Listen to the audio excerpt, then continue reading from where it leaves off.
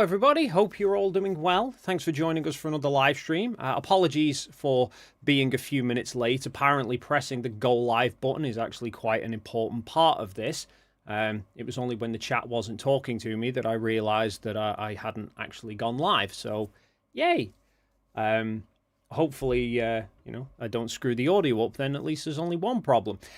So, anyway, yes, tonight is going to be a chat with Jonathan Mariande, who I'm sure most people are probably familiar with anyway, but just in case you're not.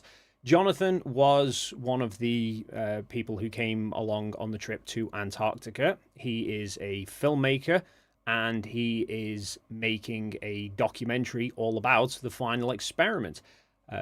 You may well have seen the trailer for it on the Final Experiment YouTube page. If you haven't, I highly recommend checking it out because it looks absolutely fantastic, and I, for one, cannot wait to see the finished product. So we are going to be having a bit of a chat with Jonathan. I'm just going to give it a minute or two to let people join in. So if anybody has any questions, feel free to put them to Jonathan.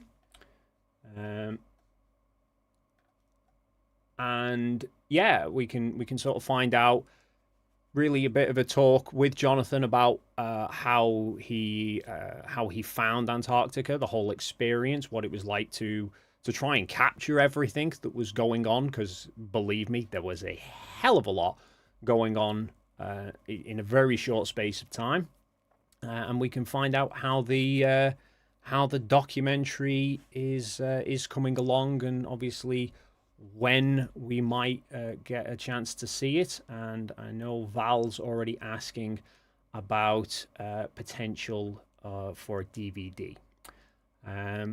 Right, I think a minute or two has gone by, so let's bring in Jonathan.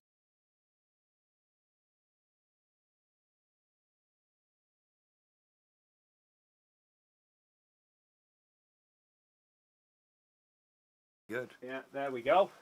It's like some WB 360 studio work Yes. you got going here. Yeah, the green screen's working very well behind you there. Makes it look like you're actually in the room. It's kind of seamless. It's kind of brought us all in. Yeah. All together here.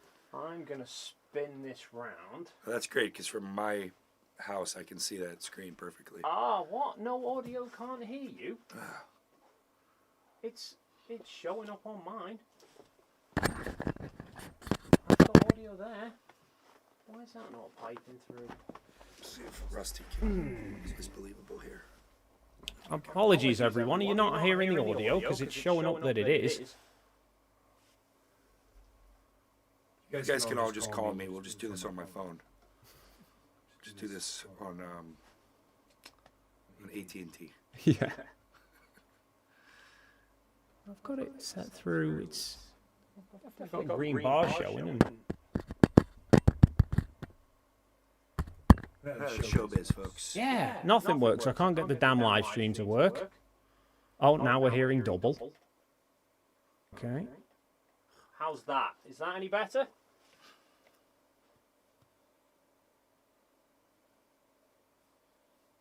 Now Echo, go back to how you had it. Dave, Echo, we're hearing tapping. Yeah, that's the microphone. Rusty, can you fix this, please? It's embarrassing. It's embarrassing. Right, let me put my headphones in and I can... Ah, fixed. Good. There we go. It's always a pain because there's always a delay from me saying something and the chat coming through. So, yes, here's the big surprise that I mentioned last night. Somebody else is sitting in Rusty's chair for a change. Quiet. Okay, I can fix that.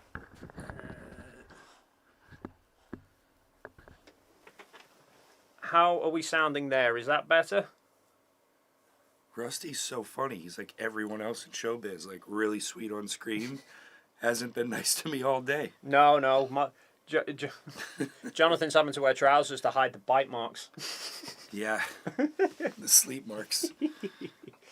So, yeah, this was a bit of a surprise, isn't it? Yeah. Jonathan was passing through and wanted to record some further footage with me for the documentary. And so yeah, here we are. Just passing through London. Turns out Yeah. you don't live in London. No. I got a message from Jonathan at the start of last week. He said I'm coming to London on the 14th. Would you be around to just do a bit of sort of post interview stuff, kind of following on from everything? I'm like, yeah, but I won't be in London because I don't live there. So I felt so committed at that point. I'm like, okay, how big is the UK? yeah, a lot bigger than you were expecting, and a lot more like the US than you were expecting by the sounds of it. Yeah, first time here. Very similar. Like, it's not all Paddington Bear, kind of Mr. Bean. In fact, going to reframe that slightly. there's very few similarities. I'm finding it quite lovely, actually. You are, yes. Everyone I talked to today was rather nice. Maybe some of them are watching. Although I didn't give them your channel, I gave them the TFE channel. Just talking. Long day. I've taken 3 naps today. Get here. It took quite a bit. Yeah. I think I had 30 hours or something. Yeah, you had a long trip here.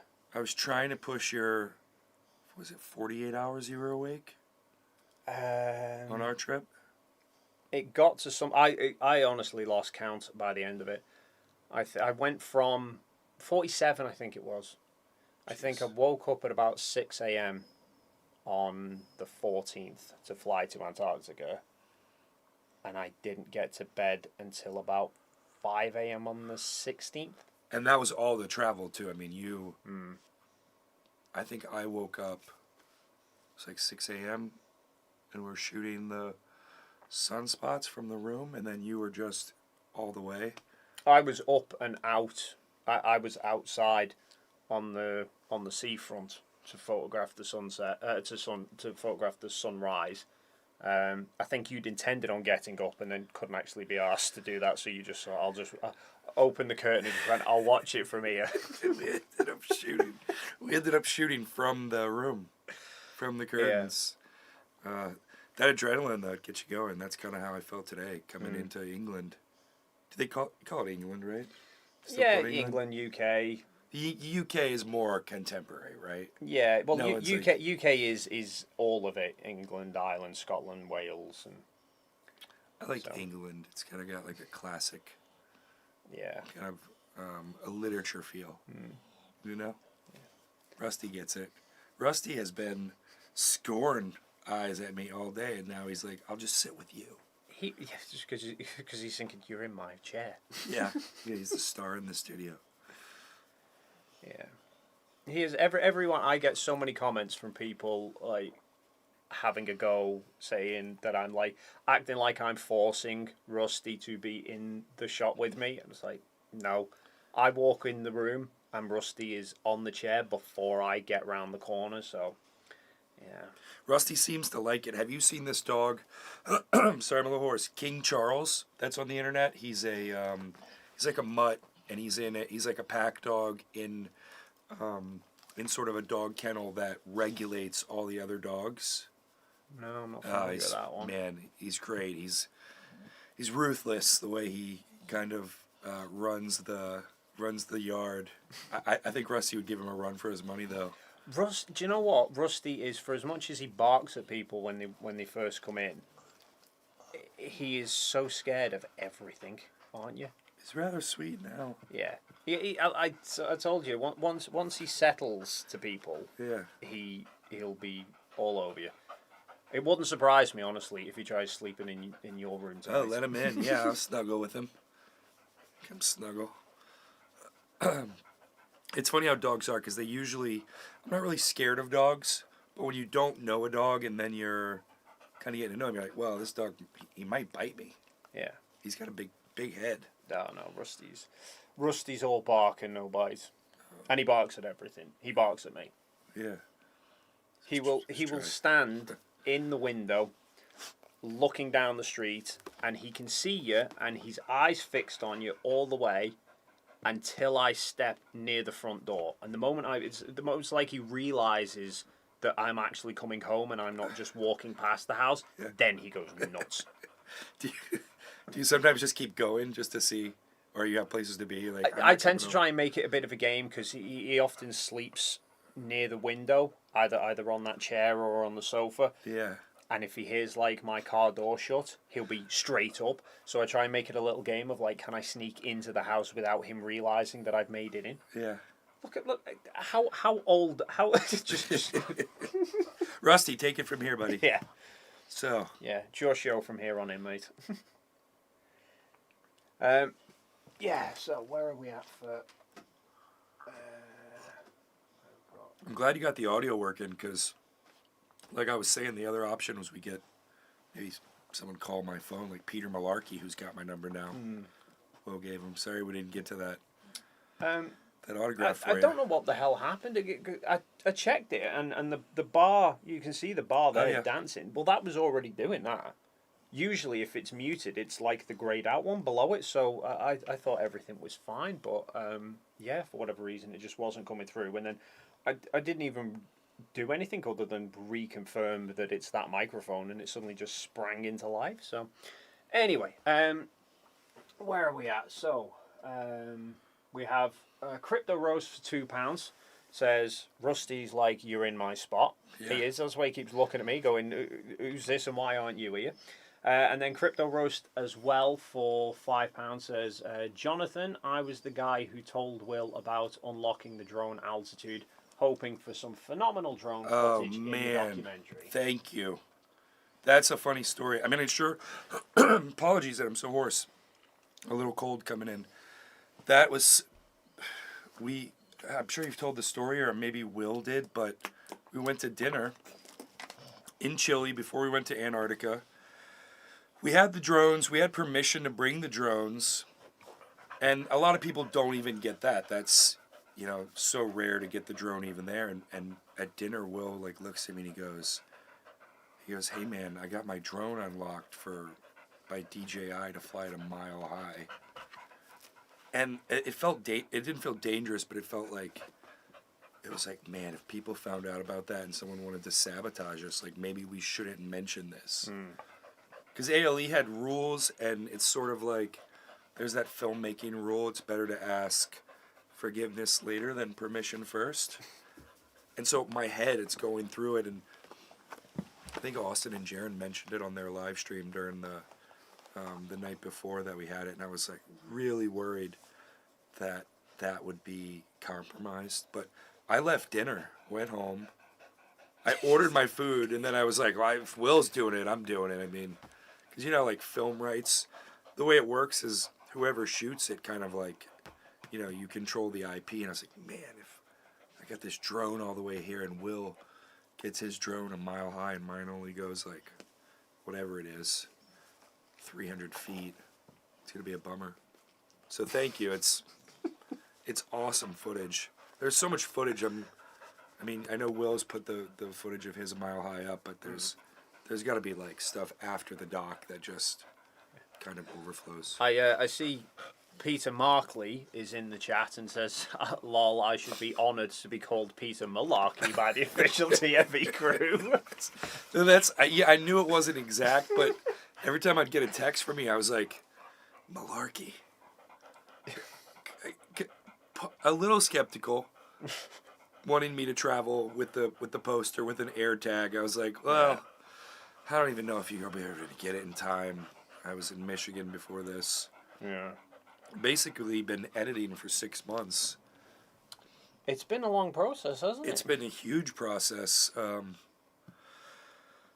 There's just so much information. I think total I'm at with some string outs where it's only audio and not video, or video without audio, I'm around 40 hours.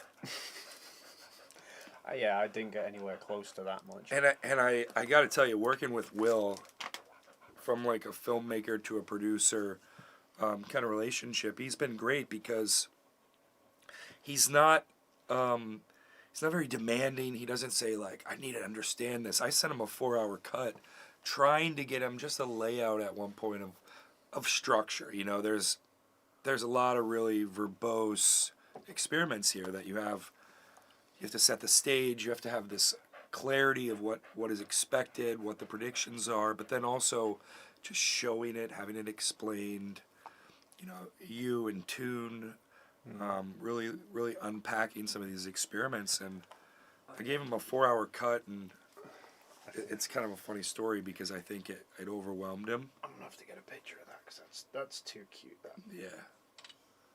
Put this on the wall behind us, just a little meta. Yeah. Back there. But we're down to a really solid rough cut now, and I think there's a lot of ways to go on this thing. There's just so much information, so much fun in a lot of it, and there's a lot of education that's happening that to kind of pump the brakes on the story. There's going to be we're going to have some of this live on like the TFE channel. I'm sure. I'd hope. There's so much. It's so good. It was such a unique experience. I mean, yeah, I could do a whole piece on just getting to Antarctica. Yeah, it was. Just not even just those. What you mean? Those kind of few days in. Few days set. The setup. I think like there's even everyone's story. Just getting to it. It's so interesting how. Yeah. That choice with the internet and with how information is so limited and fluid, and you can also get trapped in this like just rabbit holes down anything. And the encouragement of other people, and maybe some people understanding things, some people not, or more than others. It's a ride. It was crazy. I think I can only imagine how much footage you got, because I know I got so much as well, and I was only shooting for a fraction of the amount of time that you were.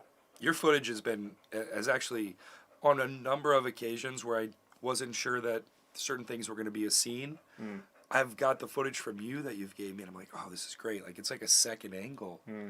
And, you can see the scope of the project because your angle's got everything. Like me in it with like a blanket on my head. And then my angle, it's all of you guys filming or taking pictures. And so, it's great to show the scope of just how small and intimate that trip was.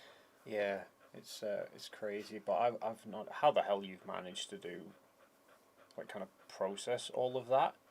Because I look through some of it, and there's times there's bits that I forgot I'd even shot. Same. Yeah. I'm constantly looking. I'm like, oh yeah, this was like there was like whole conversations I don't remember. Yeah. Having myself. I don't think I did either. It kind of bugged me, actually. I was, with hindsight, because I remember looking through when we were processing all the 360 video, and I don't know what it was. There was some moment, and I thought it would have looked so much better with the 360 if we'd mounted it on the hut. Oh, yeah. If we put it up, like, that tripod will go to about 8 feet. Like, it'll pretty much touch the ceiling here. I thought, if I could have set that up on top of the building. Yeah. And then there was a conversation about that, well, though. that's the thing. I looked through, so I saw some of the video clips from Toon. Yeah. And there's one when we're setting up when we first arrive, and I was unpacking stuff out of the tucker, and Scott mentioned it to a few people and said, or like kind of the group that was there, and said you could set a camera up, and because you then asked, could I go up there? Like, yeah, that's right. You wanted to go up on the roof, and he said, that's where he drew the line. Couldn't put you on the roof, Yeah. but we could put a camera. But I'd missed that conversation, I think, or at the time I thought, I can't because I need to keep the camera next to the EQ mount and the solar panel and stuff. And I think had I known at the time the like all the power outlets and everything that we had available inside, yeah, I'd have just gone, I'll run the cable down through the window and plug it in to the mains. But yeah, I would have loved a video just of where we were staying, because that would have made packing so much different for me. Even for me, like, I didn't think at the time, but after seeing Will's drone footage, yeah, I knew, from being there, that you couldn't see the camp because of the topography of the ground. So I thought, I knew it was blocked, but I didn't realize just how close to It was being so visible. yeah, it was very close. It wasn't until the drone footage came out, Yeah, and I thought I could have just launched that thing in the air. yeah, I literally could have just where the sort of looser snow was around. I could have just flung it up in the air, stabilized it afterwards, and just Yeah. gone. There's the camp. But yeah. Definitely on top of the halfway point, you would have. I think with that at full height on the tripod, you probably would have seen. probably would have just about seen it, yeah. Which could have saved a lot of arguments. Yeah. Yeah. We've been getting some super chats. So we have Meat Permits Tad, who's been a member for 3 months, says Jonathan is in the place of privilege. I'm assuming he means in Rusty's chair rather than in the UK. Both are great. Yeah. Asylum for $2 says love from Oz and congrats on dismantling the flat Earth. Val for £2. That's a very nice surprise, Dave. Thank you, Val. Yeah, it was. This is a bit of a last minute trip plan, wasn't it? Because you're passing through and heading off to France tomorrow. Yep. So Jonathan reached out and said, I'll be in London. Are you free to do some stuff? And I said, well, I'm not in London, but if you can get up to me, we can absolutely do it. And this thing just kind of keeps growing. That's what it is, though. It's like you were saying, the hindsight of getting to the point where, I wish I would have done always a million different things with the production. Yeah. Now we're 6 months along the way, and the scope of this thing continues. People continue to grow this conversation, and it ripples into so much more. I mean, I don't know what Will has planned next or anything like that, but I continue to get, people excited about this conversation, people attacking the conversation. I'm enjoying it. Mm-hmm. Yeah, it's good. But I mean, this particular conversation was more just a case of, Jonathan was coming up to the area and you were asking. Well, you asked about hotels, didn't you? Yeah, I genuinely thought when you said you lived in England, like London, they're all it's. Yeah, that's it. It's probably the size of Rhode Island. Yeah, you've just got London and then Scotland and Wales, and that's pretty much it. Yeah. So I kind of felt obligated once you were like, well, I don't live in London. Yeah. You're like, that, right? And I was like, I don't think you told me where. And I was like, yeah, no. So sure. Yeah, a few hours train ride away. So that was a great ride. So I said, well, I've got a. You can sort a hotel out if you want, or I've got space here. So, and then. So I knew Jonathan was coming up, which was why at the end of the stream last night, I said I may or may not stream because, and I may have a surprise. Because at that particular moment, I hadn't actually spoke to you about it. I didn't know what kind of condition you would be in, following the travel and everything. So I didn't want to promise anything. But yeah, so Jonathan is rather sleep deprived at this point, so we probably won't be streaming for too long. But I just thought it was nice to have a bit of a TFE reunion. Yeah, a little reunion. Because the last time we were properly on camera together was the Toon stream, wasn't it? Yeah, the one in the cafeteria. Yeah, after we got back in the middle of the night. So. That kind of pre-qualified a lot of internet clout for me. Got me onto all the TikTok streams. Well, you made yourself famous with the bloody green screen palaver. Wow. Which I still say was a ruse for you to try and just cause. Yeah. I mean, the irony of that being, as we were talking earlier, how I'm easily forgotten among everyone in the group that I was even on the trip and the Flat Earther, because I was, behind the wall, if you will. Yeah. The fourth wall. There was those two things, sitting and having coffee on Toon's stream that night, and the pocket. It's so funny, if normally if you go on a YouTube video and you get that kind of that grey little graph thing along the bottom of the timeline that shows you the popular moments. So when you see oh sure, yeah, you see the grey spike and it says most replayed bit and stuff. If you look at the midnight stream, there's two peaks. Yeah. There's two big peaks. One is Jeren, Yeah, which yeah. obviously everyone's been jumping to, and the other one is you and the green screen. Yeah, no way, no way. It tells you like it gives you actual. I'm sure Will has the actual data Yeah. to tell like The exact engagement. Is that what yeah, it is? Yeah. yeah. I think there was a hell of a lot of people, and that was the annoying thing as well, was the fact that like we were all stood watching the thing in person. None of us bothered loading it up like on our phone or whatever to see how the stream was looking. Yeah. None of us could see the chat, even when I went on camera. Again, hindsight. It's like the stream for Candace wasn't working. That was like the first thing. The internet, people getting like kicked off the internet for the moment, then Yeah. it being reopened. Yeah, it was. There's a great scene. There's a couple of great scenes. I'll show you some stuff, but before. Yeah, I've not seen anything beyond the trailer so far, but I am hoping that before Jonathan leaves tomorrow, I will get a chance to see a little bit more as a sneak peek. Yeah, we'll unlock. We'll show you something. There's. Right. Be good to get a little feedback from you. What else have we got? Jay Dinacci for $2 says, does Jonathan live near you, Dave? If so, cool. No, you've travelled all the way from LA. Quite a ways away. Yeah. Quite a ways. I mean, to be fair, we live closer to each other than we do to Antarctica, so It's pretty close. I mean, well, yeah, the flight was 10 hours. The train ride was, the two train rides were like, what, 3 hours total?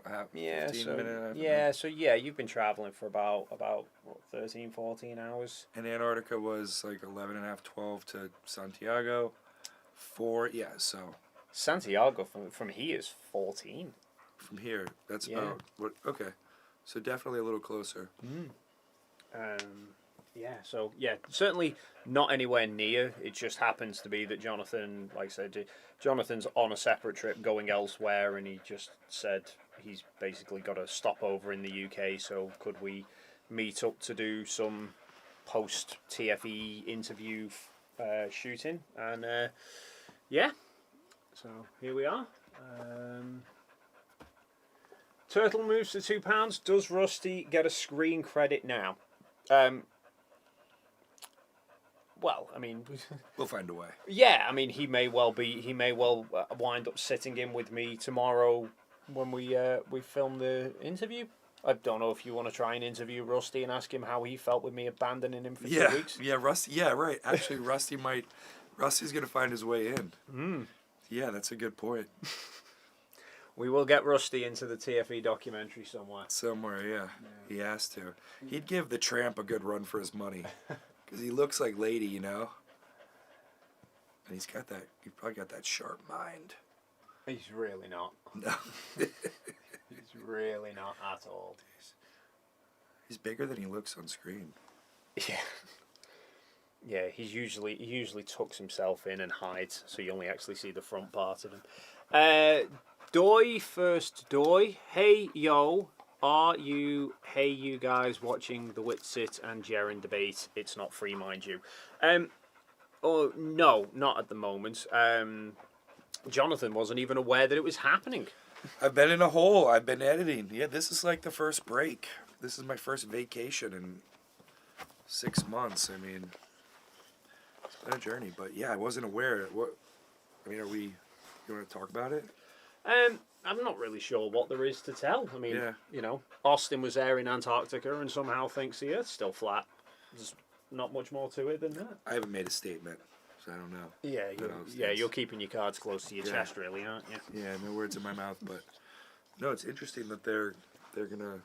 I guess that they're gonna talk about. I'd be curious to know, just because I've been searching for all this, all the follow up from the trip.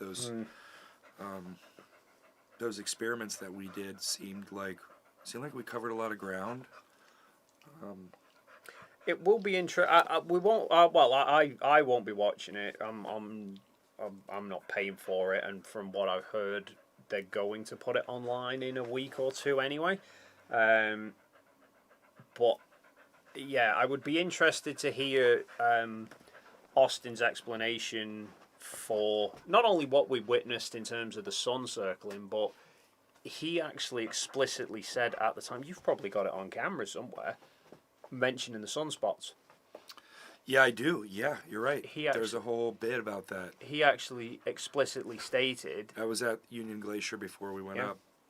that the sunspots was going to be a key thing, and the rotation of the sunspots would be a big clue. And lo and behold, what he was laying out that the globe would do happened, and somehow he's sort of doubled back on things. So, yeah, I did remind Jaren of that last night, that was a statement that Austin had been making beforehand and suddenly went very quiet on afterwards.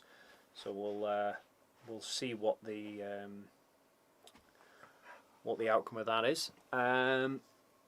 Val for £5 says, how long will the movie be? When is it coming out? Where can we buy it from? Where are you on a holiday?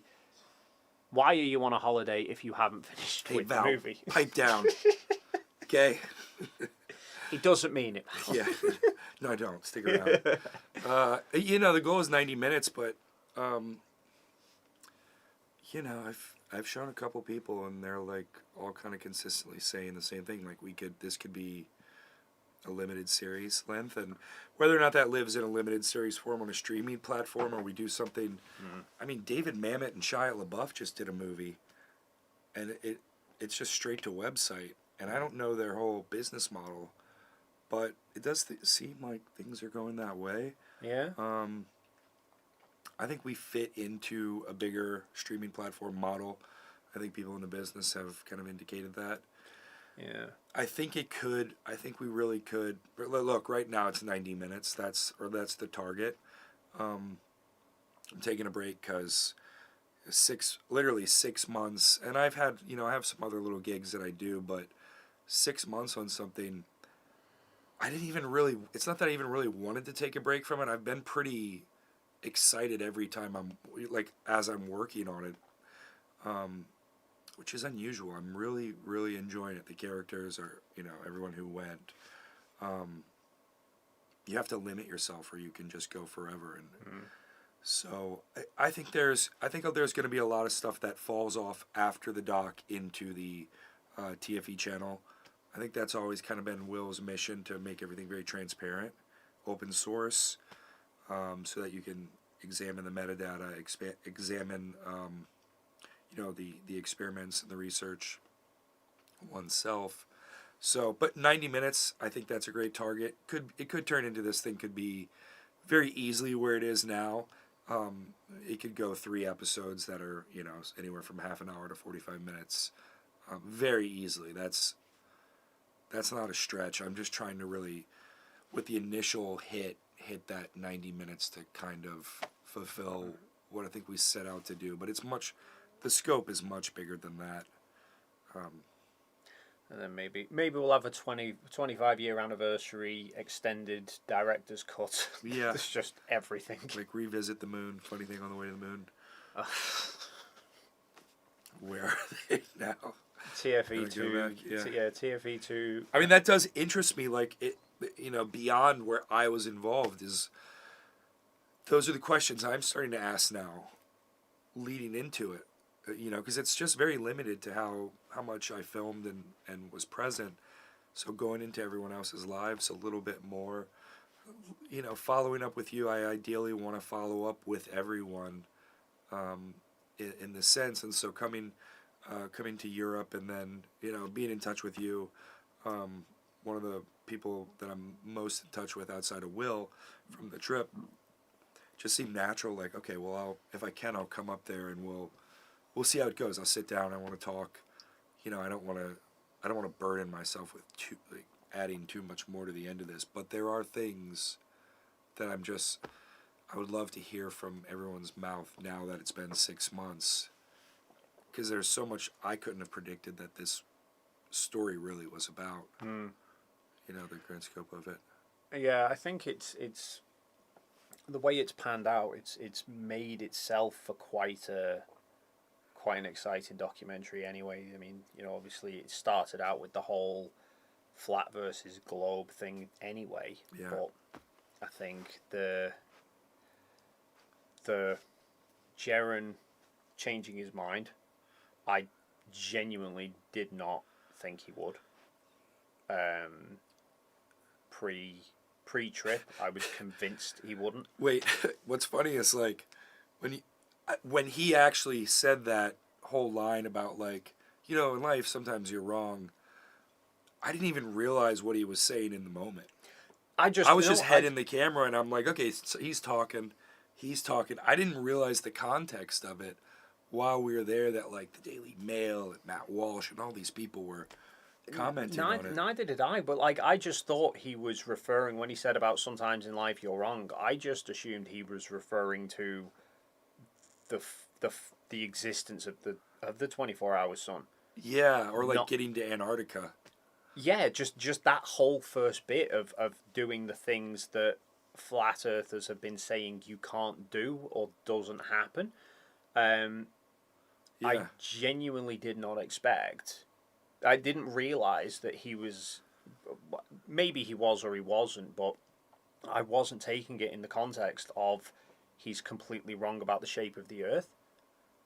I was expecting. Sure. At best, the response was going to be, okay, now we know that there is actually a 24-hour sun. Yeah. We need to go away and try and work out how this is.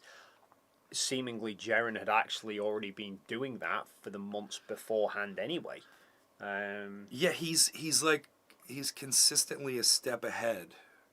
And I only notice it now as I go back. You know, I've there's so much there. Like his first interviews with us, and then his last interviews, and then the follow up to where he is now in life, and seeing what he's doing is his take, you know, relevant to what my own thoughts are. I can see, and I find that one of the most compelling stories, like just how he's been processing it leading up to it. I mean, how I processed it, I think is my only mirror into that. But him so much as to where it's all gone and what, it's taken a lot of courage for him, I'm sure. Yeah. Especially with like, you know, doing this sort of thing, like the streaming, which I'm sure that's, you know, to make that decision and then to follow through with it and to wrestle with what that means. I personally was like, yeah, I hope I've got something here. The whole time I'm like, anytime I'm like, well, Critical Think's funny. Let me just go to him, or Dave's gonna make me laugh. You know, find some drama in all the fallout around that. Yeah, you can always rely on CT. It's great. I gotta go to Sydney. That's my next one. Will, I gotta do that flight. Jonathan's not completely convinced that the Santiago Sydney flight was real, so he wants to do it himself. It's hard to actually go all the way without going all the way. So I don't think it's natural. Gotta let this one out of the bag. But Will, I don't think it's natural. I'm probably gonna have to fly to Sydney, just so I can really fly to Santiago. Yeah, just to really finalize the documentary. I'll need a week in Sydney, though. I'll have to bring my surfboard. Just to confirm that Sydney's a real place. I just got to make sure that it's the Sydney. You know? Not different Sydney. Yeah. You know, you should try to have on. I'd love to reconnect with JG, Joseph Gordon, the additional person on the trip. Oh, was that? I only know him as Will's bodyguard. Will's bodyguard, because he's all in it, man. Surprisingly, he's like... Yeah, oh God, he kind of pops in and out like Mr. Belding or something. Have you been have you spoken to him at all, or have you had? No, I got releases from him, so I've got his phone number and email. Oh right, okay. I didn't even speak to him on the trip. I was just laughing at Austin and Jaren, who genuinely thought he was the bodyguard. Yeah, he got a kick out of us in more ways than one. So, and like he would default to me, and like he was, you know, he was always like, we're gonna have a drink as soon as I go ski this mountain. He's from Idaho. Before the trip, he was like, found a liquor store. We're gonna go in. Gonna be quick. Probably get some Macallan. You're gonna drink it with me. It's great. I see Val's asking how many Sydney cities are there. I think it's more you just want to make sure that it's not like an LED 360 studio that you get sent to. I by really got to mistake. be sure, yeah. Yeah. Ironically enough, I was in Michigan last week for another project, and they have a studio place. It's called Golden Hour. Golden Hour, I think it's called Golden Hour. It's in Grand Rapids, Michigan. I got to walk on an actual 360 studio, and it was so impressive. However, it's easy. Well, I should set this up a little bit. On TikTok, I was accused of since I had never claimed that I had never worked on a 360 studio, I was accused of not knowing what a 360 studio would look like. Well, it's a huge wall. It's like I guess it's probably 100-foot wall, 40-foot tall. It curves kind of like a screen. But it was crazy. The amount of work that it would take to fake Antarctica. I mean, we're talking a fortune here for us to fake that and have the scope and space. You couldn't fly a drone like we did. You'd hit the wall. You couldn't have multiple cameras. Couldn't have multiple cameras.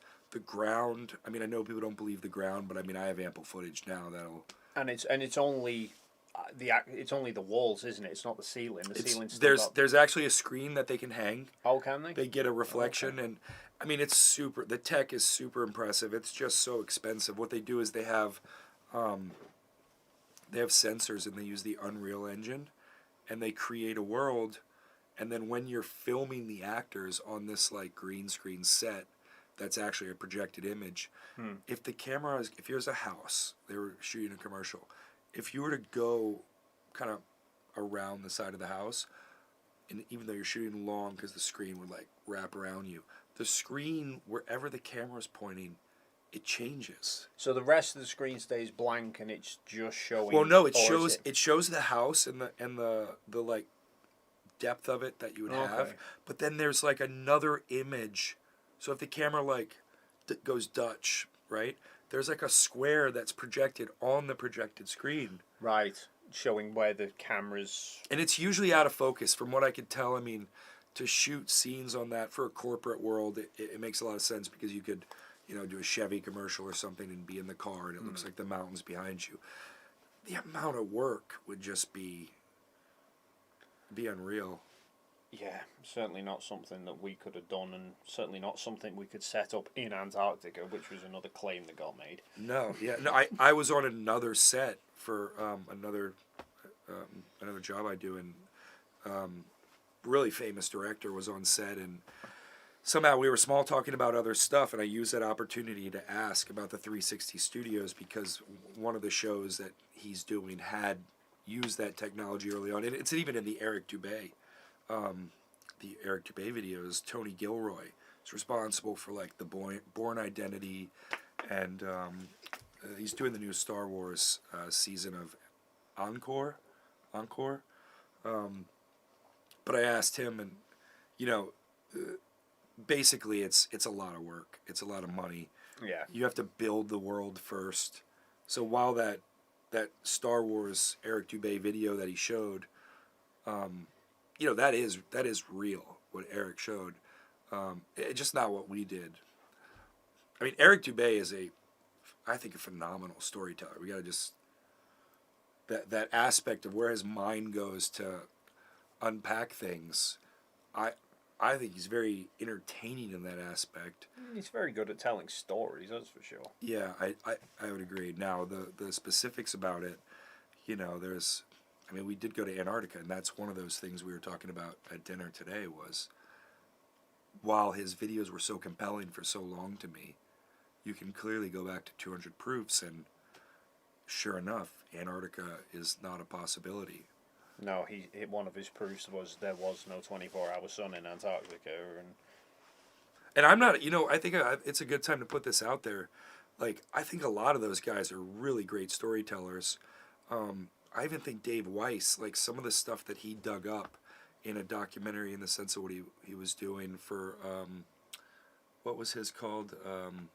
The Next Level, where he pulls out, there's a conversation that it still really kind of sticks with me, from Justin Trudeau talking about my grandfather and Sinclair, and I'm going to the North Pole.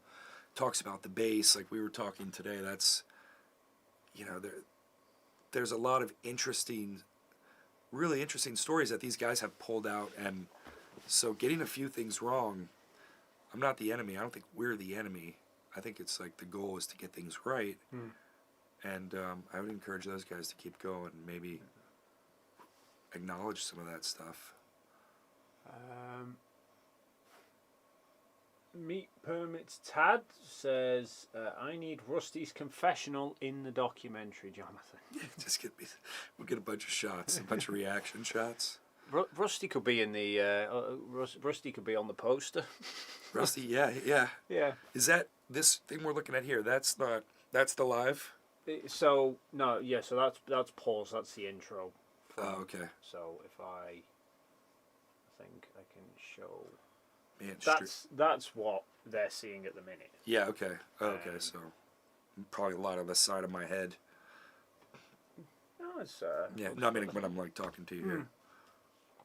That's all right. And then Hoax Police, £5. I don't normally do super chats, to be honest, but Dave, for going down there, you deserve my pittance of money. Love your channel, pal. Thank you very much. And then Addicted to Globing for $10. Will the documentary include some responses from the flat earthers who didn't go on the trip? That's a great question. That's something I would love it to include. It currently doesn't. It currently really stays, the scope of it stays with us. But yeah, I would like to, I don't know how to make that happen. That's something I've tried to happen. And, going in trying to be non-biased as a flat earther, to respect that approach, being chosen for that reason. I can't go into these chats and just record people without their permission or to try to be like a hit piece. Because I've been in chats with Dave. I've been in a lot of chats with, and they're most of the time they've been very nice to me. I couldn't go in and record someone to get their perspective. I would really, if Eric Dubé was like, all right, I'll sit down with you, I would go to wherever in the planet, Eric, if he's in Thailand, I would go there. I'd bring my cameras. I'd want to do it. I'd want to give him the same attention, the same way that I did to bring the equipment and the lighting to make sure that flat earthers and globers got that same treatment. Because that bothered me about Behind the Curve. They presented Jaron and I forget Enoch's of TikTok, what's his real name. They presented the flat earthers in such a poor light. It really bothered me. They give the psychologist and the people that represent their side these great lighting setups and things that if we're going to do it, we should do it right. Like, I would go to Dave Weiss and sit down with him. I would go to Mark Sargent and sit down with him. And I would give them, respect and what I think they deserve. And I don't think I'm looking for, in those interviews, I wouldn't be looking to have an apology or like I'm not coming out and saying what I believe. I would just like to know why they didn't want to go. That would be the real question. I think, to be honest, most of them they've probably already given their answers anyway as to why. The official. Yeah, I'm not sure I really accept those answers, though. Oh no, I don't either. I think purely speculative, as my opinion, would be that they didn't go because they knew what the outcome was going to be from the outset. That's a hard thing to face, especially from the onset. Like, I mean, they all turned it down. Jaron and Austin coming, and Liz, Liz, a little different. No, not in a bad way, but yeah, Jaron taking it on, Austin taking it on. That's the community that they're a part of. They didn't know Will from me or you or from anyone else. So I can understand that. So I would be curious, like even like a 5-minute interview. Yeah. Just to sit down with some of those folks. I think you could. I don't know if you could potentially use some of the material that's already online. Yeah. Yeah, I think we could, to take their perspective. Yeah, because I know Will's used that at times to show that change from what the tone that they used to use to what they do now. So like what we were saying before, where Eric Dubé for years was saying there is no 24-hour sun in Antarctica, and you can't go to Antarctica, and the lack of a 24-hour southern sun was one of his proofs that the Earth is flat. Right. And then we show it, and he then changes his response to, "Oh, but lights in the sky don't tell you the shape of the ground." Yeah, then let's take some time with that. I mean, you know, like sit down with me. I would like to sit down with them, even for a few minutes. Dave, Mark, Eric.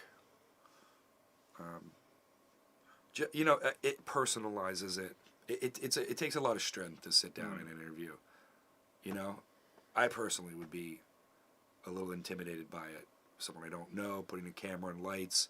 You're kind of, it's like, you know, you're kind of putting your soul on someone else's trust. It is quite strange, at least in the setup that we had in the hotel, because It looks like a Joe Rogan episode a little bit. 'Cause it got yeah, like the curtain, you know. Yeah, Kind of worked out. We were limited on space, and obviously Jonathan and I being in the same room and both having this kind of photo and video backgrounds. It's very much a case of like, right, where are we going to film this? Where can we do it? It's like, let's just do it in here. Let's rearrange the furniture. Let's move everything around. And we wound up with 2 big lights. Similar to this, Yeah, similar sort of setup, although like pointing right at you. Godox, is that what that is? Yeah. Yeah, and then the camera's in front of you, and then Jonathan was sat behind the camera, but the rest of the room is in darkness. So when I'm sat there, I can see these bright lights in my face, and I can see the camera, but I couldn't see him. There's just this voice from the darkness just asking me these questions. Yeah. It's a rough process. People don't, unless you're like trained or used to it or in front of them regular. I can understand why people, you know, if you control your own videos, you're making your own content. Yeah, it's much different than a stranger that you're showing up to like a room, or like, at least on the trip, people got to be around me the whole time and got a little bit, you know, you could sense my essence is not like guarded in any way. So no, it was. I think I was a little. It was like kind of. There was obviously that kind of unknown going straight into it, but I think very quickly from just getting up to the room and sort of chatting with you before we even. You'll see. I have a bunch of videos with my little vlog camera. There it is here. This was like, I was using this camera.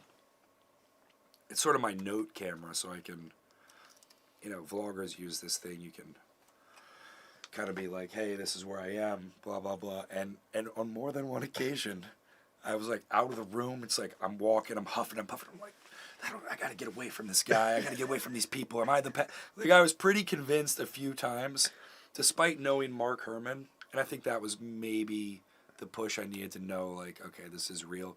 Yeah. But I was convinced, like, maybe this is like a setup on me. Yeah. You know, your mind just goes to that place of like, possibly I'm being deceived by all this. We're going to get to the airport, and then the flight's going to be cancelled, and it's all going to go wrong, and then the next minute this film crew comes out and goes, surprise! Yeah, it was like Punk'd or something, you know, like someone's going to run out and the joke's on you. So yeah, it's I'm excited to see the results for sure. Yeah. I think if I have to put a question to you, person, like kind of for me, how the hell did you manage to, like, kind of, what was your mindset while you were filming? Because I know from experience, like, usually when I'm filming, obviously it's stuff like either obviously live streams like this, but most of my videos are ones that I've already pre-planned out. I've already got a good idea in my mind of what's going to happen. The closest to on-the-fly stuff that I've tried to do is shoot weddings. Yeah. As a one-man band, shooting a wedding. But that you've kind of got a fairly good idea of what's going to be going on anyway. You know, you've got a fairly good outline to what's going to be happening, and you've got the main 2 people really, and kind of keeping eyes on little things. But how was it for you with so many different people and two very different sides to the story that you're then trying to balance between as well? You'll have to see it before you give me the credit. So the answer is you didn't. Well, it's like you get, like the serious answer is, a lot of the prep is like that saying you can only fall to the, you don't rise to the occasion, you fall to your highest level of preparation. And with like a doc, you just gotta sometimes, it's like anything with movies, you just gotta get out of your own way a little bit. Like I knew what the scope was, and then it was just an issue of like, it probably worked in my favor. I think about this a lot, that I didn't have to coordinate with other people. Right. I didn't have a second camera person to be like, okay, make sure you're getting the wide while I get the tight of the chair and he might say something here. I had to just get it. And then on top of that, I'm like going for redundancy that I can cheat. And it's not in like a, it's not like an integrity thing. It's like, I'll get the back of someone's head while they're talking in other aspects, so that if I have to cut around, at least I can see that side of you where you're like, you're having the conversation and you're cutting from when I can see your face to, because it's all white in every direction, so it's not like I have like a lot of continuity. No. But it was like, I had 4 microphones, so just as many, I'm just guessing, That felt strange to me sometimes, where I'd just be having a conversation, the next minute Jonathan would just appear and just like clip a microphone, like walk off. It's like, okay, Yeah. okay. Or forget that I've got the microphone on, and then I'll be saying stuff. I'm like, oh shit, better not. Yeah, it just happens after too, because you have, like, what's funny is that controversy with the, like, I've been able to dig through watching in my time around editing and these other conversations. I've been able to dig up drama. Because you need a good story, you need drama. That's like the propelling, inciting incidents, constantly pushing the story forward, what they're going to do. And like the internet thing's an easy one, because I have footage of like, Will doesn't really get like angry ever. Like he's a pretty even keel guy, but he's very like methodical and knows what he wants to do, and he's thinking about it, and it's like he's like risk management more than anything. Like knows what he wants, what's the risk to go for it versus okay, be a little safer. And so I've got an audio track where I'm following you, and you're explaining the 2 cameras and the parallax or the equatorial mount, and then in the background, Mark Herman's like a big guy. He's like taller. He's in short sleeve shirts, so I can make out him. I couldn't tell who was walking with him, but then I could tell it was Will because I can hear him. And he's like, "Okay, let's get everyone off the internet for a minute," and they're going in to like kind of settle that, and then I could switch audio tracks of the 4 tracks, and I could just listen to Will go into the halfway point camp with Mark, and then I could hear those conversations, and it allowed me to then figure out where to cut with when he comes out and then actually has those conversations that he's setting up. Like, okay, we're gonna organize. You'll do your live stream. I think Toon had like a schedule, and then Critical Think was getting his opportunity to come in. And so you like the way that the way you make sense of it is you're kind of intercutting space and time together because it's all happening at once. Yeah. But you have to make it manageable. I think I saw Will get flustered once. That was pretty much it on the whole trip. And bearing in mind, like, I was sort of panicking a bit, just sort of set the mount up and am I going to be able to get this tracking right and needing to stay up just to cover mine. Yeah, you were pretty even keel, I would say. Where Will had organised, paid for everything of the trip, and it was coming to a head. And I think the most I saw him get flustered was when we were setting up. That incident we talked about earlier, without mentioning it. No, when we first got there, and I just went straight for the setup. I just went straight, 360 camera tripod, get that recording. I'm going to start setting up the mount and trying to align everything. Yeah. And obviously, Will had his two 360s that he knew he wanted to get set up, but he wasn't. I don't think he'd familiarized himself as much as I had with the 360s.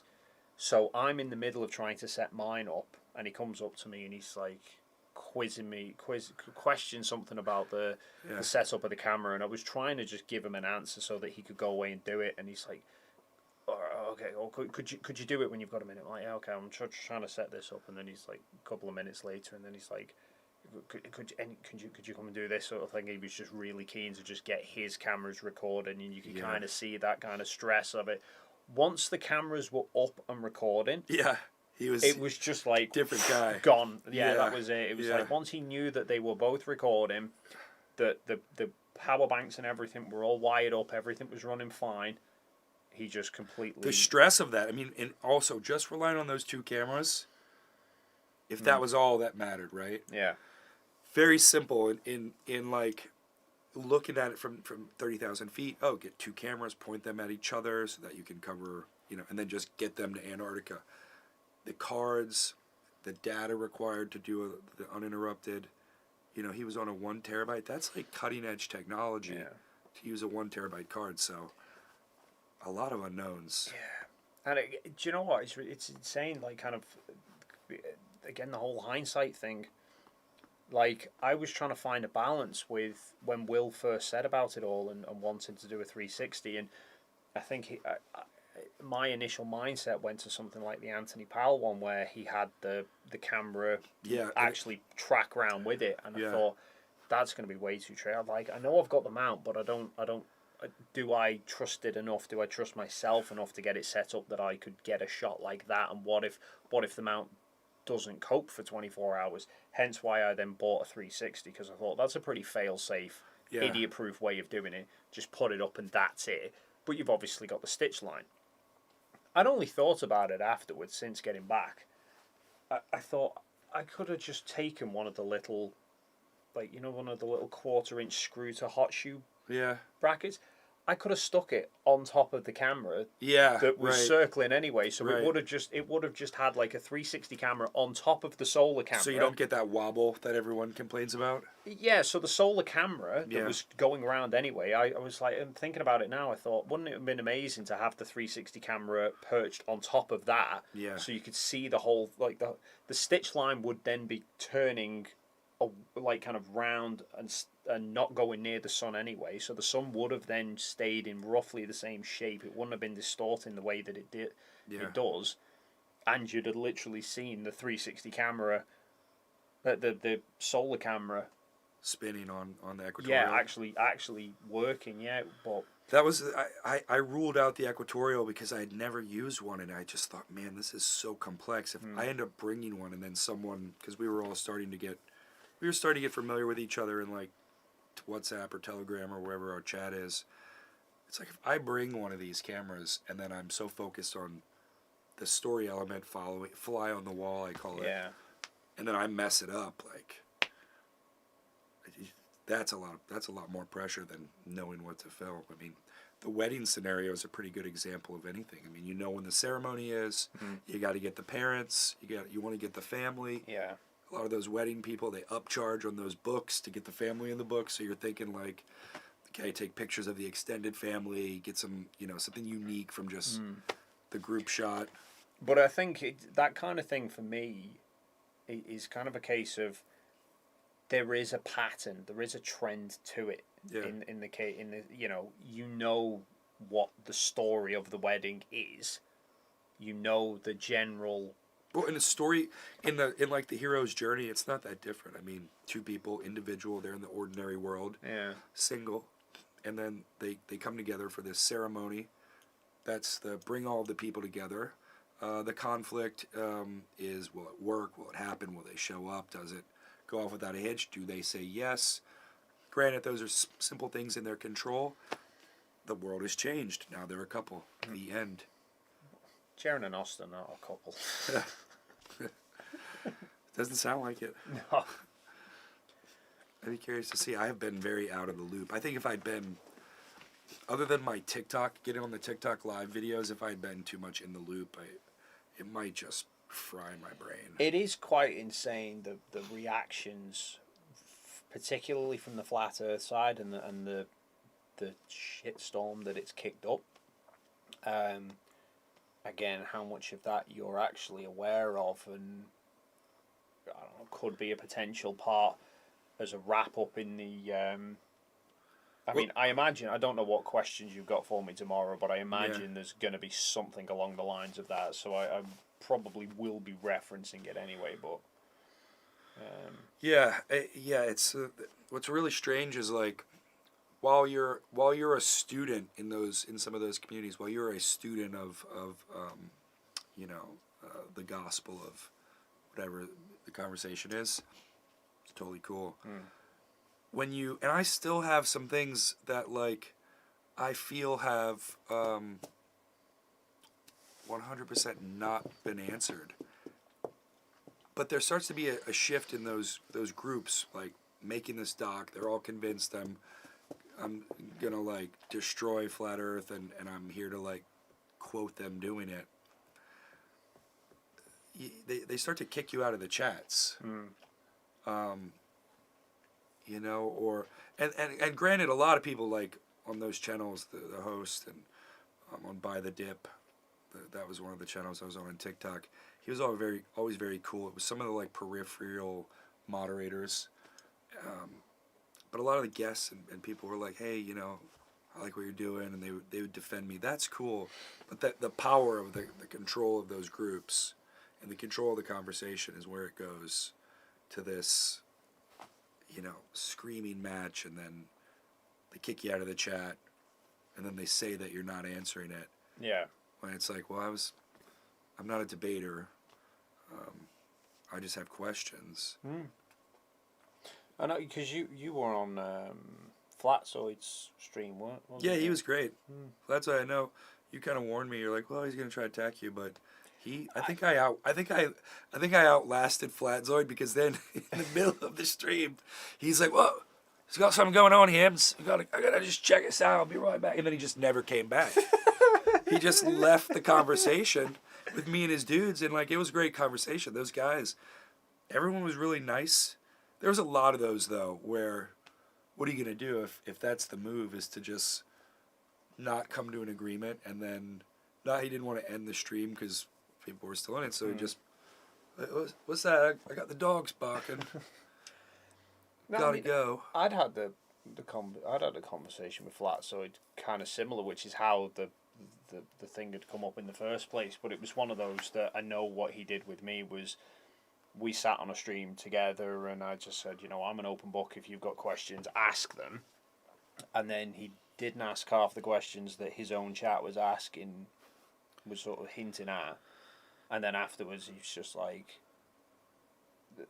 oh yeah, there's all these problems that, none of which he'd actually brought up to me at the time, really. He was more just sort of fishing for material. I watched him. Yeah, I watched your convos with him, and it's like, I feel like there's this expectation that they have, that people have to, they have you on. One of the things I'm always saying, I'm like an armchair guy with all this. Flat earther, glober. I'm an armchair guy. Water finds its level. Yeah, I can do that right here. I can look at someone else's video and say can't go to Antarctica. I can see a ship, some Australian fishermen where the big, that vessel comes, and they're like, they were going there, and they're telling them you can, I'm seeing it from the armchair. I'm not like, let me get a solar filter and try to shoot the sun every hour. Like, I challenge anyone who's on either side of this, get a solar filter for the camera, an eclipse filter. Find a place. Most people in their everyday life, you can't film the sun for the full scope of the day from when it's. You have to go to someplace with a field where you can see both directions, sunrise and sunset. We couldn't even do it in Chile. Right. There's obstructions. We missed sunset. You couldn't actually see the sun properly set because it disappeared behind the mountain. I would challenge people though that have a belief system to go do an experiment. I like that one because it's easy. You screw something on your camera, and then you literally just have to find a place where you have an unobstructed view to see the sunrise at its lowest on the horizon, sunset on the horizon. Film it all day, keep the sunspots in focus, right? And take it into your computer, use the pixels, and line it up and see what happens. Is it changing in size and scope? That's your goal. You're going to find it so complicated just to do that simple experiment. And that's going to explain why most people aren't doing experiments. The geometry of trying to match where the GPS longitude and latitude is. I mean, you got to like get on the floor with like a 3-foot or a meter ruler, and you're checking it.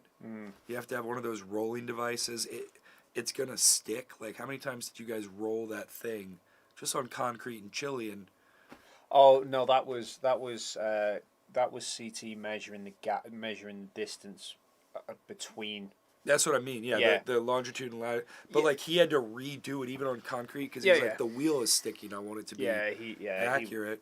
And they were trying to find a perfect path for it, and then it was even harder in the Union Glacier because it was obviously.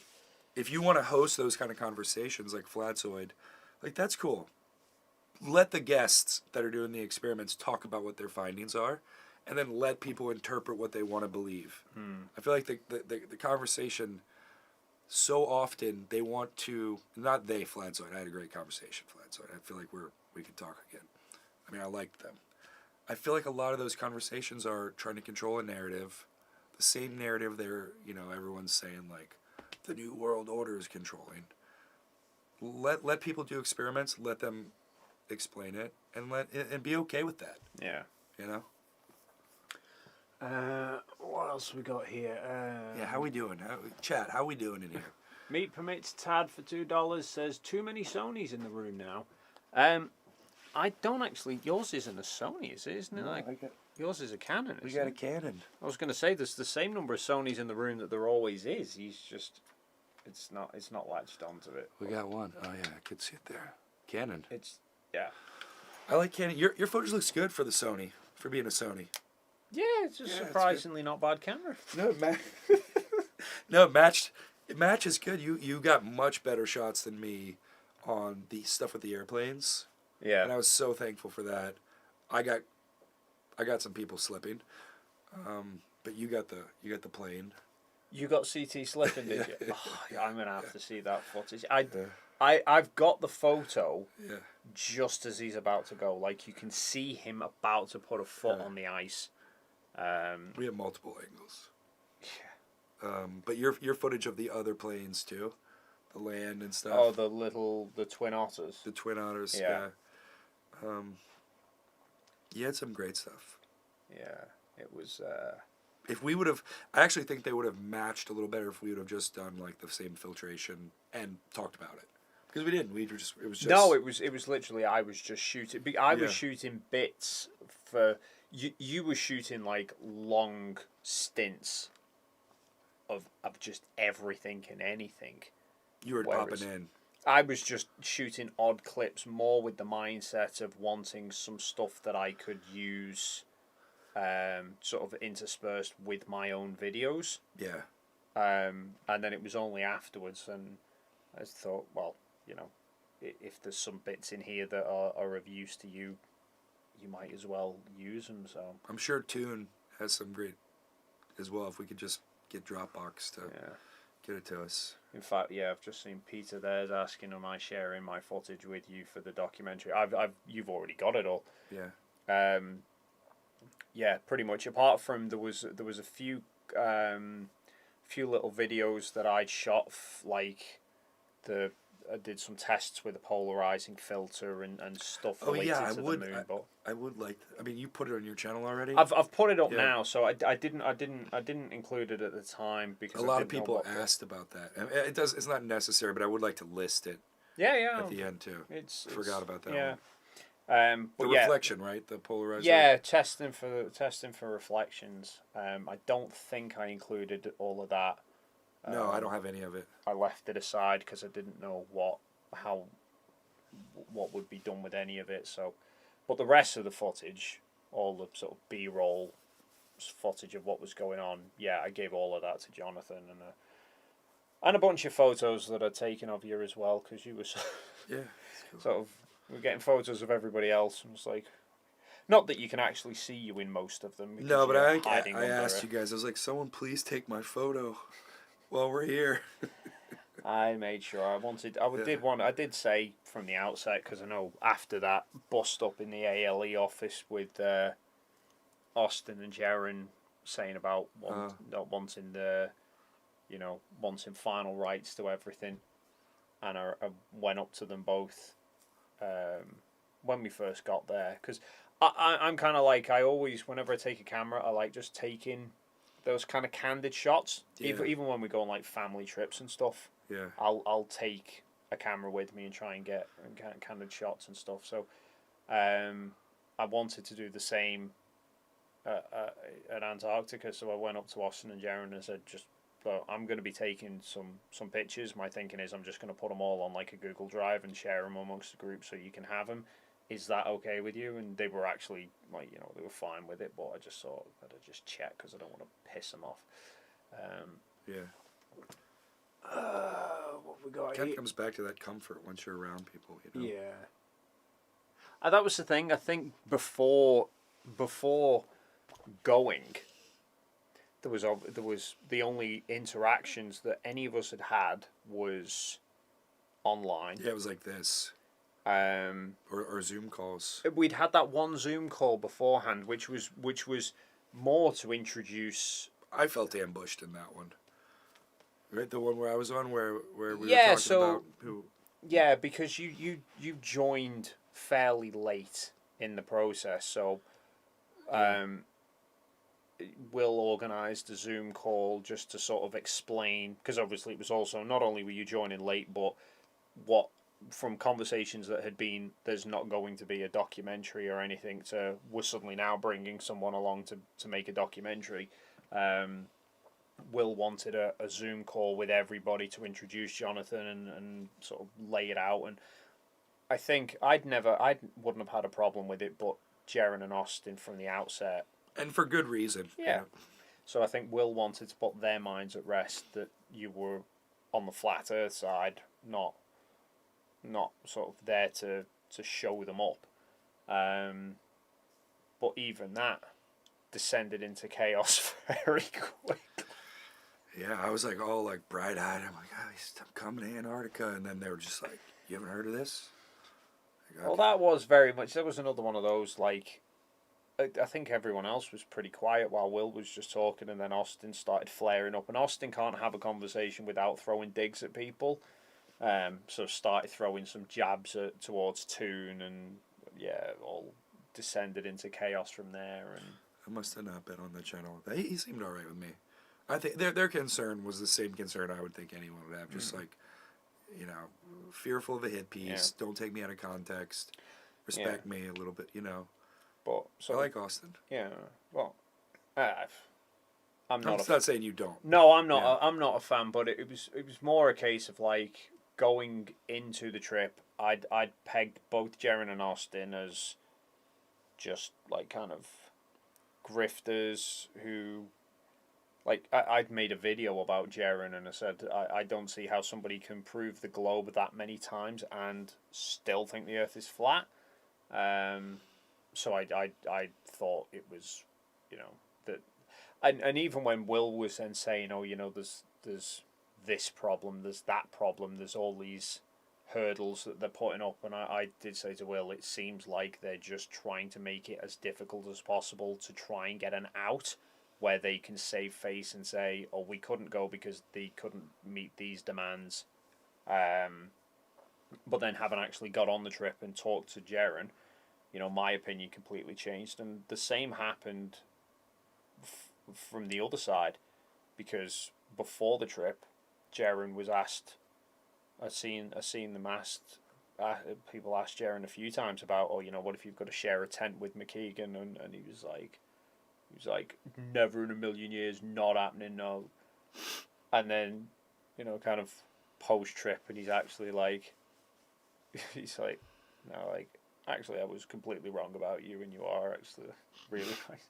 I'm like, yeah, I'm not a total dick. Trips always do that to people, They always bring people together. You got to get away from, like, the world is toxic when you just got to box yourself in. Yeah. Like we started off saying, just be open to things. kind of changes your perspective. Right, where are we at here? So, Julie Julson has gifted 2 memberships. Thank you very much, Julie. Derek the Dullard for £2 says, nice to see Jonathan in the UK. Is he here long? A whole 26 hours. Yeah. I'll leave tomorrow. Yeah. Tomorrow at I don't know. We can meet before 6 p.m. Your flight's your flight's at about 6ish. So. Yeah. But yeah, so it's a whole sort of 24 hours of usable time in the UK, and you are soaking it in. Soaking it in. Oh yeah. Man, I've slept like 3 times already by being. It is adorable watching you. Sleep talking. I'm like. Oh, not even We'll that. I just mean you sort of being in the UK and soaking it all in. Oh just yeah, like I'm probably ridiculous. Proper tourist. Like we walked into town for dinner, and it kind of just it's a town for me. You know, it's just like any typical town in the UK. And Jonathan's like, look at that door. The red. It's like. Tells me some story about why doors are red, and look at that wall, like a proper old school wall. He's like taking pictures of it all. I was like, jeez, it's like a stereotypical tourist. Man, it's like coming home. It's like the mother. It's like the historical site. I'm enjoying it. I love to travel. All we really need is like a big foam top hat. Yeah. With a Union Jack all over it, and you'll be exactly like Joey from Friends when he was visiting London and just taking pictures of absolutely everything. I kind of liked at dinner how the guy didn't understand the way I said how I ordered my meal. I was like, I'm like the Brit. Like they don't understand me. You know, like when you guys visit, it's like. He tried asking for a fillet steak, but was pronouncing it as a fillet. Yeah, fillet. He's like, I'll have the fillet. I was like, what? The fillet. He's like, what? It's like, the fillet. He's like, the fillet. It's like. And the red door thing, I only read on the way here. It's a Scottish tradition. I've never heard of it I've never heard of it before. There were some red doors, and like apparently, when you pay off your house, you paint your door red, and that indicates that it's yours now. I thought that's pretty cool. We got some Cadbury eggs, like original ones. 1 Cadbury egg. That was a shock to me that it was so big. Yeah, that was really funny. I just went into the corner shop because I needed some milk, and then Jonathan's like, I need some English sweets. Yeah. I'm like, okay, well the chocolate's down there, and then plus like the walls and things like that's like Antarctica. As a photographer, you're constantly looking for like I do. So like around here, it's like it's like everything is like it's not old like it's 100 years old. It's old. It's like 1,500 years old. Like there's walls that are like. In the middle of the city where they're driving on the opposite side, so it's all super interesting to me. I love it. Yeah. So it was quite funny, particularly in the shop when I was queuing to pay for this stuff, and all I hear is big American, fuck me, cream egg. It's like, look at the size of that. It's like, it's a cream egg. It's like, no, look at this. This is way bigger. Cadbury, they're bigger. They're just bigger here. Yeah. It looked pretty old too, but I'm still gonna eat it. Yeah. I think the paper's like falling off of it. I'm like, I gotta get this. Oh God! Right, where are we at?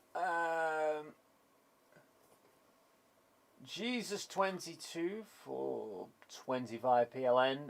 There have always been village idiots, and internet allowed them to form communities. Maybe to have access to the internet, we should have an IQ test. That is a possibility. Julie Julson for 5CHF says, which breed is Rusty? My dog is a Belgian German Shepherd. Rusty is a Springer Spaniel who is currently lying down somewhere over there. Not even using his shirt. Rust! It's right there. It's like me. Just woke up. So come here, buddy. Go on. Up. Come on. The world is missing you. There we go. Sat like an old man, aren't you? There we go. Yes, Springer Spaniel. How old are you now? Can't remember. 10? 11? Old, that's for sure. And then meat permits Tad. We don't have history in the UK, Dave. We've paved it. Paved it? No, there's plenty. Surprising just how. Yeah, we won't shine a light on my ignorance here today. any more than we already have. It's fun. It's been. Yeah, it is. Right, I think, well, that is all the super chats caught up with, and we're now at an hour and a half streaming. Wow. So, yes, it is midnight. So, I think maybe if we wrap it up there. Sounds good to me. And let you get some sleep, because you are. Beat.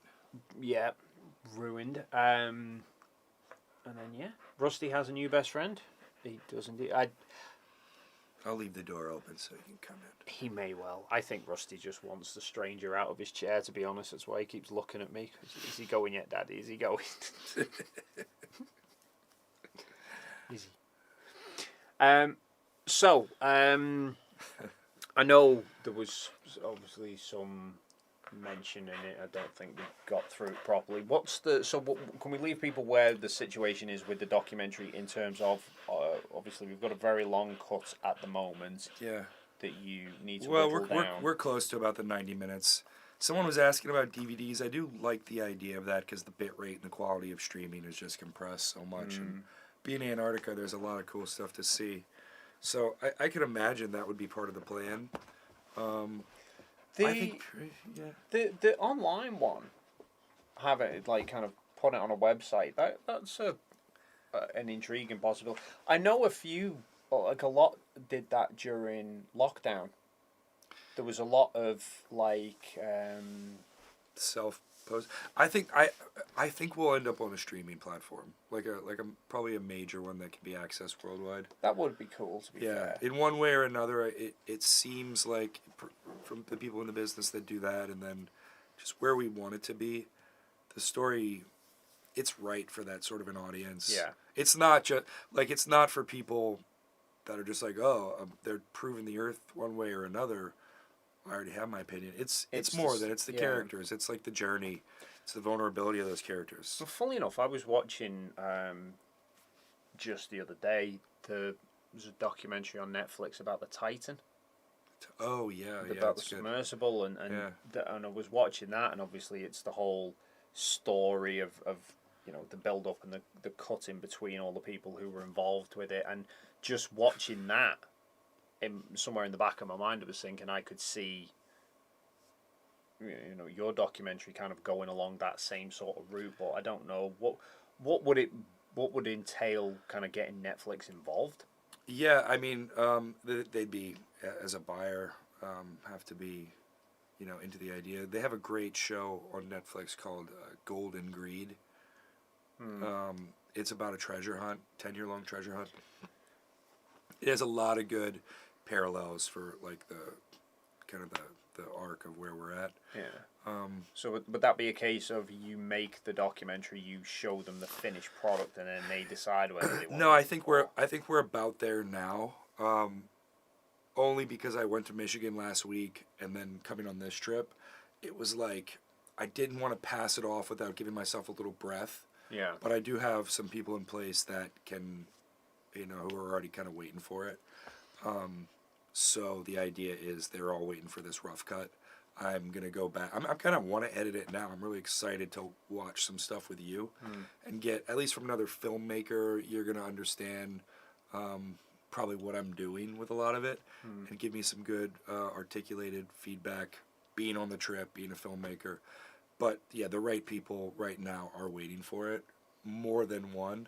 So that's great because the more interest there is, the better this thing can escalate. And I think we have a super rabid audience on both sides of the coin, and then general audiences are going to love the characters and like I said, the drama, vulnerability of being who we are, taking these chances, without being vulnerable and sitting in front of a camera.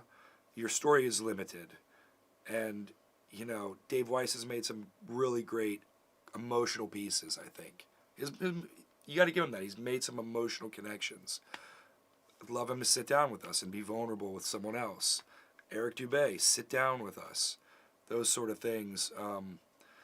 You can continue to like, no one's explained to me how rivers work on a globe, how rivers are, can go, if it's round, we won't get in that tonight, but it's one I'll don't worry, people. I'll correct this tomorrow.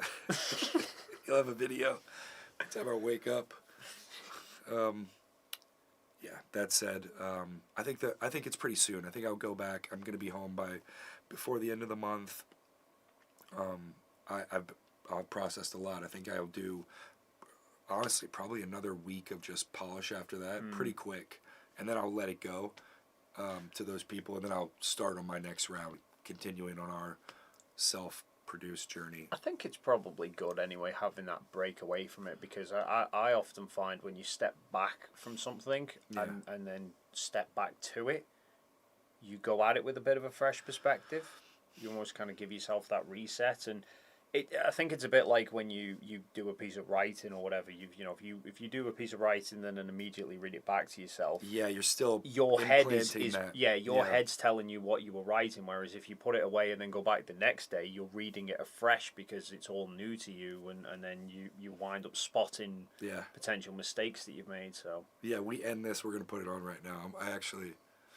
The first 45 minutes, I love where it is right now. It just gets so complex at that halfway point. Yeah. That as I'm editing for 6 months, if you can imagine, I basically do like photo shoots and other cinematography shoots that are pretty small in scope to this that I can go do for one-off days here and there. Every day, just massaging it, I would find myself getting further along and then wanting to go back and set something up, which is why at the beginning it becomes so polished, and then the end it's looser ends because you're like then gonna move in that direction. Now, I think it'll be fun to watch with you. So long. People. I am very much looking forward to it. And then Julie Julson comes in with one last one. 5CHF. Dave, you make great content. Glad to see you and Rusty, of course. Keep it going. Night to all. Thank you very much, Julie. Yes, we're going to wrap this stream up now. So, Jonathan, thank you very much for staying up. Thanks for having me, keeping me up, hosting me. I think it was the Red Bull that your kept wonderful you up. family. Yeah. So, unfortunately, everyone, Rusty is comatose on the floor. I think he's overheating a bit. So, yeah. Thank you all for tuning in, for all the questions, and yeah, we're gonna go and seemingly watch it. You don't want to go to bed and watch it tomorrow? Or? We're up now. I mean, I sleep. We are up now, but how long for is anybody's guess. So, right, yes. Thank you everyone for tuning in, and we will catch you in the next stream.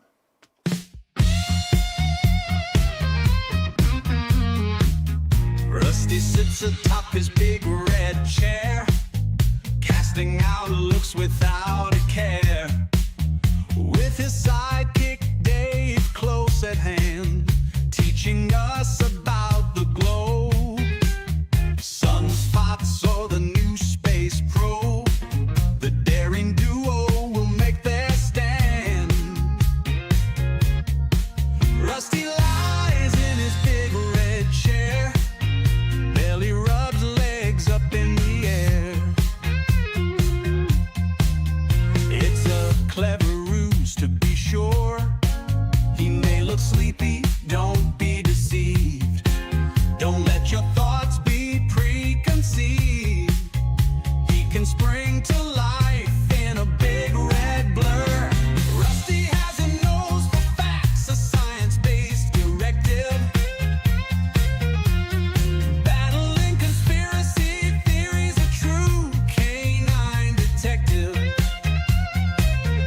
He can't be denied. So many have tried, so many have failed and ended up dejected, just like the fish John West rejected. So many of them to be corrected. Rusty sleeps in his big red chair, those floppy ears still hear, I swear. He dreams of conspiracies to come. Dave leaves him be, he knows the score. It's action that this hound lives for, and his foes must all eventually succumb. Rusty has a nose for facts, a science